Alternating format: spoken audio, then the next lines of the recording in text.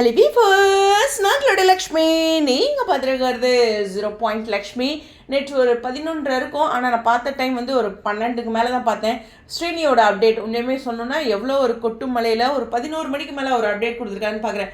ஏன்னா நான் 1 hour ஆச்சு அப்படின்னு அவர் போஸ்ட் பண்ணி கவனிச்சேன். ஸோ எனிவேஸ் இந்த இடத்துல அவரோட அப்டேட் பார்க்கும்போது இவ்வளோ ரிஸ்க் எடுத்துகிட்டு இருக்காங்களா இந்த சீனுக்கு அப்படிங்கிற மாதிரி இருந்துச்சு. ஏன்னா நைட் ஷூட்லாம் எடுத்திருக்காங்க. நைட் ஷூட் தேவைப்பட்டிருக்கலாம். வீட்டுக்குள்ளே சில சீன்ஸ் வந்து நைட்டு அவங்க என்ன பண்ணுறாங்கன்ட்டு. அது மட்டும் இல்லை, அவங்க கைவசம் ஷூட்டிங் இல்லை அப்படிங்கிறது தெளிவாக தெரியுது.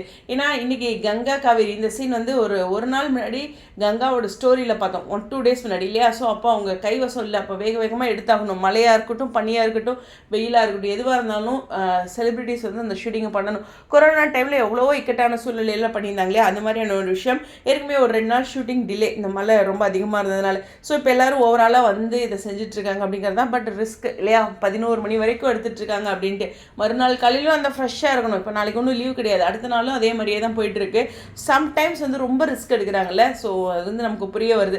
நமக்கு வேணால் சீன் வைஸ் என்னப்பா போப்பா அப்படின்னு நம்ம ஒரு வாரத்தில் சொல்லிட்டு வரோம். பின்னாடி அவங்களுடைய எஃபர்ட் அப்படிங்கிறது இருக்குது.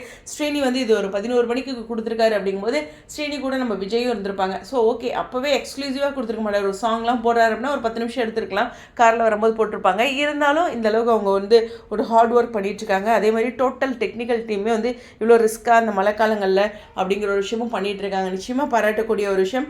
நீங்கள் உங்களை ஒரே ஒரு விஷயத்தில் பாராட்டுவோம், சீக்கிரம் வெண்ணிலாவுக்கு ஒரு நல்ல முடிவு கொடுத்தீங்கன்னா நாங்கள் இன்னும் எக்ஸ்ட்ராவே பாராட்டுவோம். பட் உங்களோட எஃபர்ட்டை நாங்கள் எப்பவுமே திங்க் பண்ணிட்டு தான் இருப்போம், அதில் எந்த ஒரு டவுட்டுமே இல்லை. ஸோ உங்களுடைய கருத்துக்கள் ஸ்டுடியோ.